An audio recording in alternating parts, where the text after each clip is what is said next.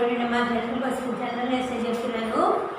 మనం మీకు హమారి పాఠశాల చెప్పిన ఈ రోజున పుస్తకాలు చెప్తున్నా. పుస్తకాలయం అంటే గ్రంథాలయం రెండు ఒకటే. మన గ్రంథాలయాలను మనం ఎక్కడైనా చూస్తూనే ఉంటాం. లైబ్రరీస్ అనేది మనకి సిటీస్లో చాలా చోట్ల ఉంటూ ఉంటాయి. దానివల్ల మనకి పుస్తకాలయం వల్ల ఉపయోగం ఏంటి అంటే లైబ్రరీలో మనం వెళ్ళి కొనలేని పుస్తకాలు, దొరకని పుస్తకాలు కూడా లైబ్రరీలో దొరుకుతాయి. కాబట్టి గ్రంథాలయాలలో అక్కడికి వెళ్ళి మన సమయాన్ని వెచ్చించుకొని చక్కగా అక్కడ కూర్చొని ప్రశాంతంగా చదువుకొని మళ్ళీ వాళ్ళ పుస్తకం వాళ్ళకి ఇచ్చి రావడం అనేది ఎప్పటి నుంచో వచ్చేది సాంప్రదాయంగా ఒక ఆనవాయితీగా వస్తుంది. కాబట్టి పుస్తకాలయాల వల్ల చాలా ఉపయోగం ఉంది. మన కొంతమంది బీద విద్యార్థులు పుస్తకాలు కొనుక్కోలేని స్థితిలో ఉండేటువంటి వాళ్ళు అక్కడే కూర్చొని వాళ్ళకి కావాల్సిన పుస్తకాలు తీసుకొని చక్కగా నోట్స్ రాసుకొని చక్కగా ఆ పుస్తకాలయాల ద్వారా సమయాన్ని సద్వినియోగం చేసుకుంటారు. ప్రతి గ్రంథాలయానికి మనం వెళ్ళినట్టయితే రోజు డైలీ న్యూస్ పేపర్స్ వస్తాయి, వీక్లీ న్యూస్ వస్తాయి, మంత్లీ వస్తుంది. అలాగే సంవత్సరం ఇయర్లీ మంత్స్ వచ్చే పత్రికలు కూడా ఉంటాయి. కాబట్టి ఏదైనా సరే మన గ్రంథాలయానికి వెళ్ళేటట్టయితే మనకి దొరకని పుస్తకాలు కూడా మనకి జ్ఞానాన్ని పెంపొందించేదే కేవలం గ్రంథాలయాలు అంటారు. గ్రంథాలయాల వల్ల గ్రంథాలయాలు 3 రకాలుగా ఉంటాయి.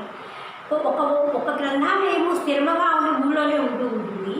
ఇంకొకటి సంచార గ్రంథాలు అని చెప్పి ఊరికి తిరిగేసేసి పుస్తకాలు ఇచ్చి మళ్ళీ ఆ పుస్తకాలను మళ్ళీ తీసుకెళ్తాం అనేది ఒక పద్ధతి. అది ఒక పద్ధతి.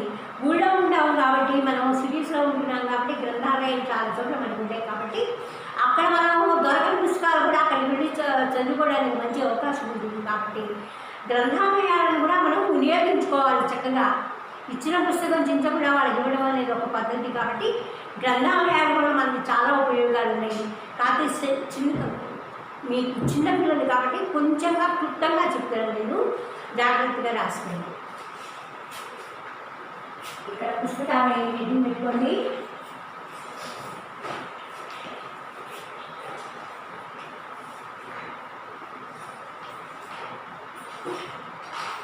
ఇలాంటివి పెట్టుకోండి. 2 పారాగ్రాఫ్లు రాసేప్పుడు టైం సౌండ్ కాలేజ్ తెలుసు కదా మీకు. ఏదైనా ఒక పారాగ్రాఫ్ మొదలుపెట్టాలంటే కొంచెం టైం వదులుకోవాలని విషయం తెలుసు మీకు. అయినా కూడా మళ్ళీ నేను గుర్తు చేస్తున్నాను. पुस्तकों का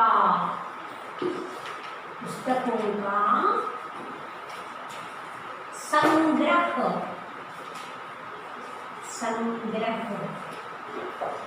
करके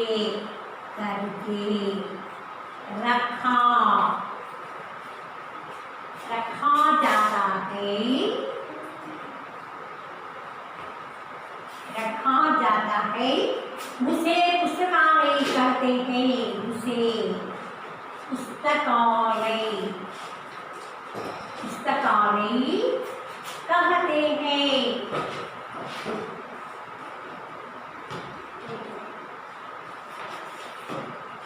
पुस्तकालय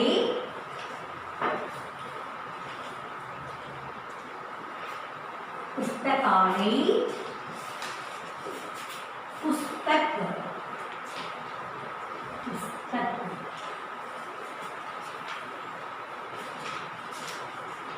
और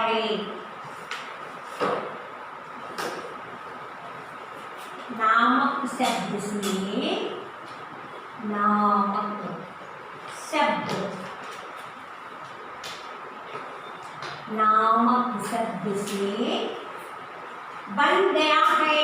बन गया है।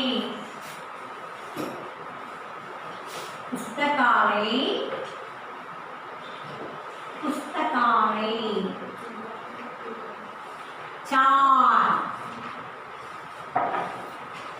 4 प्रकार का है।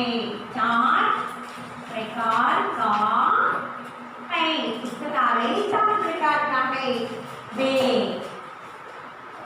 निजी पुस्तकालय,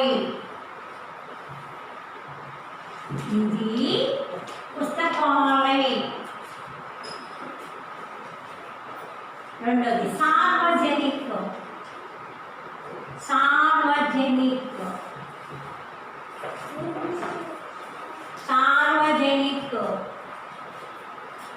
पुस्तकालय सार्वजनिक पुस्तकालय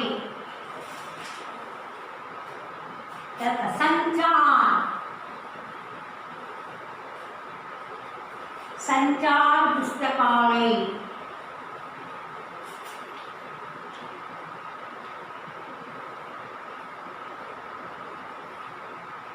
संचार पुस्तकालय तरह विद्यालय पुस्तकालय विद्यालय पुस्तकालय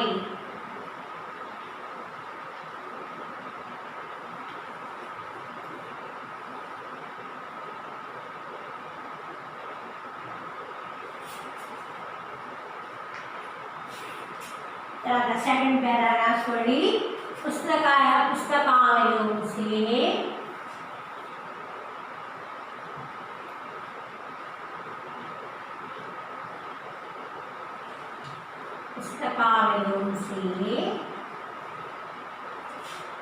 समय का सदुपयोग होता है समय का सदुपयोग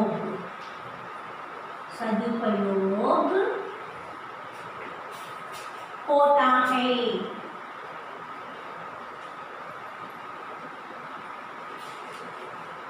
ज्ञान प्राप्त होता है ज्ञान प्राप्त होता है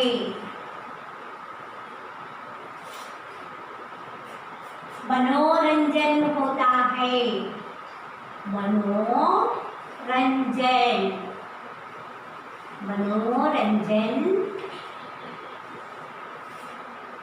होता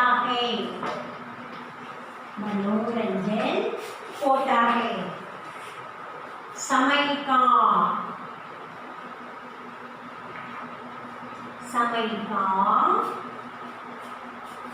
सदुपयोग होता है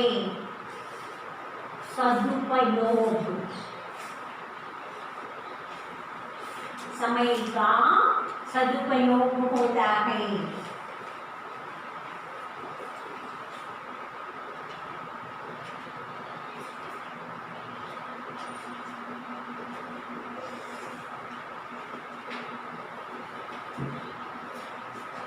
సదుపయోగ होता है రెండు సరళాలు వచ్చిందని భయపడక్కర్లేదు पुस्तकालयों के समय से सदुपयोग होता है ज्ञान प्राप्त होता है मनोरंजन होता है समय का सदुपयोग होता है समयाన్ని మనం సద్వినియోగం చేసుకోవడం అన్నమాట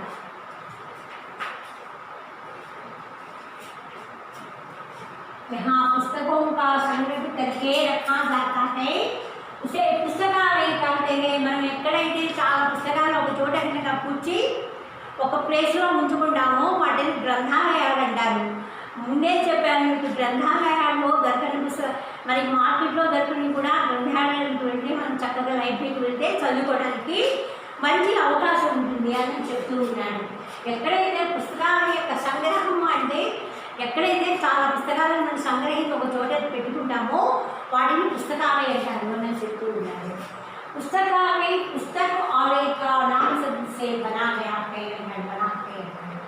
पुस्तक प्लस आलय पुस्तकालय ఈ రెండు శబ్దాలను కలిపి పుస్తకాలయ అన్నాను అని చెప్తుంది తర్వాత पुस्तकालय 4 प्रकार का है पुस्तकालय 4 प्रकार అన్నాడు निजी पुस्तकालय सार्वजनिक पुस्तकालय संचार पुस्तकालय विद्यालय पुस्तकालय निजी पुस्तकालय అంటే ఎక్కడైతే స్థిరంగా మనం ఉంటామో ఆ ప్రదేశాన్ని నిజీ పుస్తకాలయ అంటారు ఎక్కడైతే అంటే ఒక తెనాలి నుండి మన ఊరు ఉందనుకో ఒక చోటే ఉంటుంది ఆ లైబ్రరీ గవర్నమెంట్ వాళ్ళది ఆ లైబ్రరీకి వెళ్ళి మనం చక్కగా న్యూస్ పేపర్స్ చదువుకోవచ్చు డైలీ పేపర్స్ వీక్లీ మంత్లీ ఇలా చాలా చెప్పాం మనం ఈ పుస్తకాలన్నీ కూడా మనం ఎక్కడైతే ఒక చోట సంగ్రహంగా సార్వజనికంగా ఎక్కడైతే ఉంటుందో అక్కడికి వెళ్ళి మనం చదువుకోవడానికి మంచి సదుపాయం కలుగుతుంది మంచి అనుభవం ఉంటుంది మనకి రోజు ఒక దినచర్యగా మనం లైబ్రరీకి వెళ్ళి చక్కగా పుస్తకాలు చదువుకోవడం అనేది కనుక నేర్చుకునేటైతే జ్ఞానాన్ని మనం సమపార్జించుకునే వాళ్ళు అవుతాము అని చెప్తుంది తర్వాత నిజీ పుస్తక సార్వజనిక పుస్తకాలయ పుస్తకాలయం అంటే ఎక్కడైతే సమస్త జనులు అంటే ఎక్కడైనా కాదు, ఎక్కడ పడితే అక్కడ కాకుండా సార్వజనికులు ప్రజలందరూ మనందరూ ఎక్కడైతే ఉంటామో అక్కడ ఇప్పుడు చిన్న చిన్న గ్రామాలలో కూడా పుస్తకాలయాలు, లైబ్రరీస్ ఉన్నాయి మనకి. చక్కగా మన చిన్న చిన్న విలేజెస్లో కూడా ఈ సదుపాయం ఉంది. కాబట్టి ఎక్కువగా పల్లె ప్రాంతంలో ఉండేటువంటి ప్రజలందరూ ఒక రకంగా బీద స్థితిలో ఉంటారు. కాబట్టి వాళ్ళకి చదువుకోవడం అనుగుణంగా ఆ పల్లెల్లో కూడా ఒక పుస్తకాలయాన్ని స్థాపించడం అనేది ప్రతి ఒక పంచాయతీ ఉంటే పంచాయతీ వాళ్ళ ఆధీనంలో ఉంటుంది, పట్టణంలో ఉండే మున్సిపాలిటీ వాళ్ళ ఆధీనంలో ఉండే పుస్తకాలయాలు. కానీ ఎక్కడైనా సరే పుస్తకాలన్నీ కూడా కంపల్సరీగా మనకి అందుబాటులో ఉంటాయి. కాబట్టి మనం అక్కడికి వెళ్ళి బద్దగించుకోవడం, అక్కడికి వెళ్ళేటట్టయితే ఈ బుక్స్ మనం చదువుకోవడానికి మంచి అవకాశం ఉంటుంది. తర్వాత సంచార పుస్తకాలయం. సంచార పుస్తకాలయం అంటే ఎక్కడ పడితే అందరూ కూడా లైబ్రరీకి వెళ్ళలేని పరిస్థితి ఉంటుంది. వాళ్ళ ఇంటికి తీసుకొచ్చే ఇచ్చేస్తారు. చక్కగా తీసుకొచ్చి ఇచ్చి మనకు ఒక పుస్తకం ఇచ్చి వాళ్ళు చక్కగా సంతకం ఇచ్చుకొని వెళ్తారు. ఆ పుస్తకం మళ్ళీ ఇంకో వీక్లోనూ 2 days ఆఫ్టర్ వచ్చి వాళ్ళు ఏం చేస్తారు, 2 రోజుల తర్వాత వచ్చో ఆ పుస్తకం తీసుకెళ్ళి మాకు ఇంకొక బుక్ కావాలి అంటే ఖచ్చితంగా ఇస్తారు. కాబట్టి ఇది గవర్నమెంట్ కింద నడుస్తుంది. కాబట్టి వాళ్ళకి కొంచెం పే చేయాల్సి వస్తుందేమో నేను అనుకుంటున్నాను.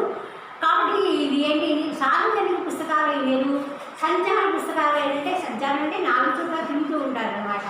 దీనికి ప్రత్యేకంగా ఒక వ్యాన్ కానీ అలా పెట్టుకొని ఎవరికి అయితే పుస్తకాల స్కీమ్లో ఉంటుంటారో వాళ్ళందరికీ కూడా వాళ్ళ ఇళ్ళకి తీసుకెళ్ళి ఇచ్చి మరలా కూడా ఆ ప్రాంతాలను తెచ్చుకునేటువంటి వెసులుబాటు కూడా ఈ గ్రంథాలయాలు మనకి మంచి అవకాశాలు కల్పిస్తున్నాయి. విలేజ్ పీపుల్స్ అందరూ కూడా ఇళ్లలో పని ఎక్కువగా అయిపోయి రాలేని పరిస్థితుల్లో ఉన్న ఇళ్ళకు కూడా తీసుకెళ్ళించేటువంటి సదుపాయాన్ని ప్రభుత్వం వాళ్ళు కలగజేశారు.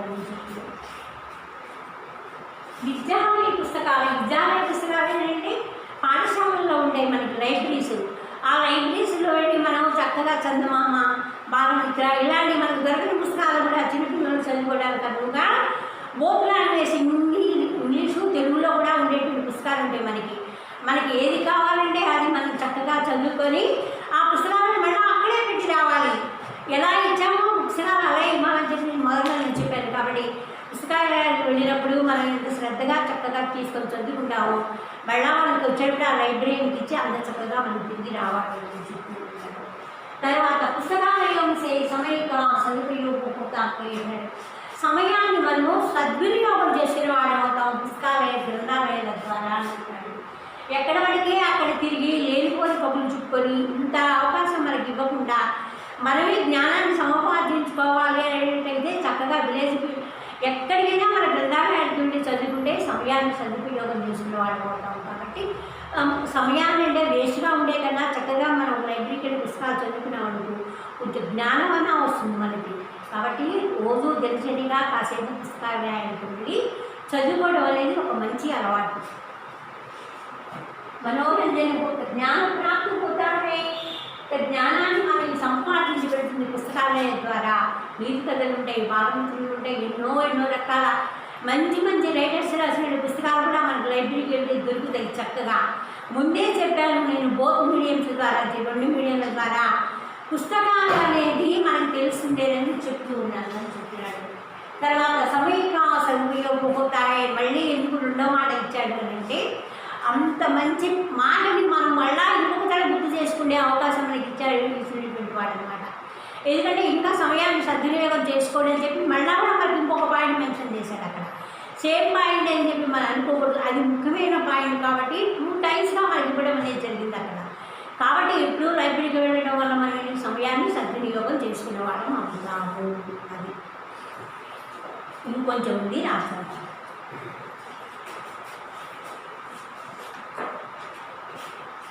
దానిలోనే కంటిన్యూషన్గా రాసుకోండి. సెకండ్ పేరాలోనే కంటిన్యూషన్గా రాసుకోవాలి.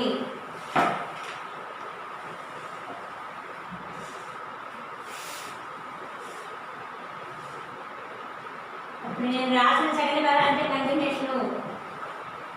समय का सदुपयोग होता है, कंटिन्यूशन గా రాసుకోండి.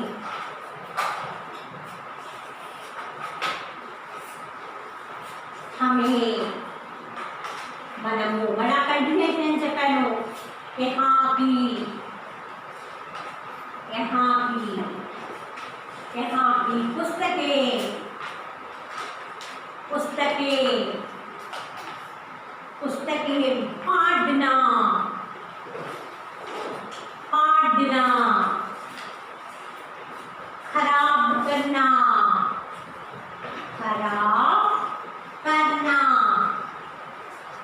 खराब करना नहीं चाहिए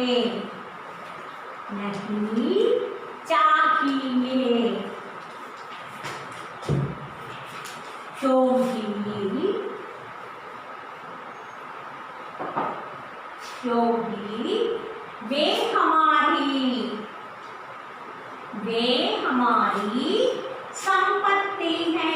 मन संपद अదంతా కూడా संपत्ति है।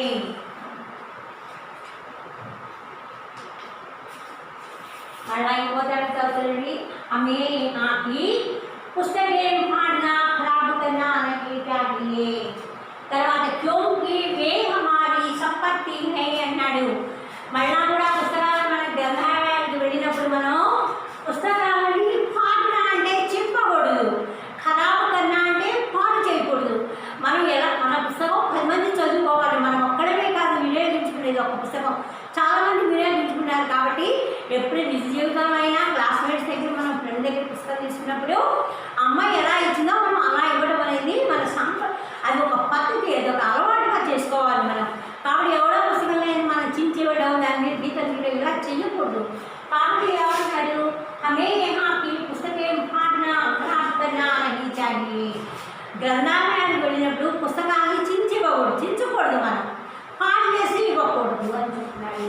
క్యోంకి ఎందుకంటే వే హమారీ సంపత్తి హై, అది మన సంపద, మన ఆస్తి అయితే మనం పాడు చేసుకుంటామా? అంతకన్నా గొప్పది విద్యాలయం అనేది। విద్యాలయంలో విద్యాలయంలో ఉండేటువంటి లైబ్రరీ కానీ బయట ఉండేటువంటి లైబ్రరీ కూడా దేవాలయం కన్నా అంత చక్కగా చూసుకోవాలి మనం। జ్ఞానాన్ని సమపాటించి పెట్టేటువంటి ఒక పుస్తకాలయాలు కాబట్టి అది మన సంపద, కాబట్టి ఆ సంపదను మనం ఎప్పుడు కూడా పోగొట్టుకోకూడదు। కాబట్టి ఇది మన ఆస్తి, పెద్దలు పైన అంతకన్నా ఎక్కువ మనకి ప్రాముఖ్యత తీసుకొని అంతకన్నా ఎక్కువ విలువలది కాబట్టి జ్ఞానాన్ని మనకి సమపార్జించి పెడుతున్నది। కాబట్టి పుస్తకంలో తెలుసుకొని ఎవరైనా పుస్తకాలు లైబ్రరీ వెళ్ళినప్పుడు చించకూడదు, పాడు చేయకూడదు, ఎందుకంటే అది మన సంపద అని చెప్తూ ఉన్నాడు। చూడండి పుస్తకాలయాల వల్ల ఎన్ని ఉపయోగాలు ఉన్నాయి। ఒక చోట గ్రంథాలయాలు మనం నెలకొల్పినట్టయితే దానివల్ల మనకి చాలా ఉపయోగం ఉంది అని చెప్తున్నాడు। ఈరోజు హోంవర్క్ చూడండి, ఇక్కడ రాసినట్టుగా తీసుకోండి। CWS HW read and write one time। ఒక సి చేయాలి, ఒక హెచ్ చేయాలి, రెండు రాసుకోవాలి। Read and right one time, రెండు రాయాలి, జాగ్రత్తగా రాసుకోండి। ఒక ఈ పేరా రాసుకున్నారు, రెండు ఒక చూసుకోండి।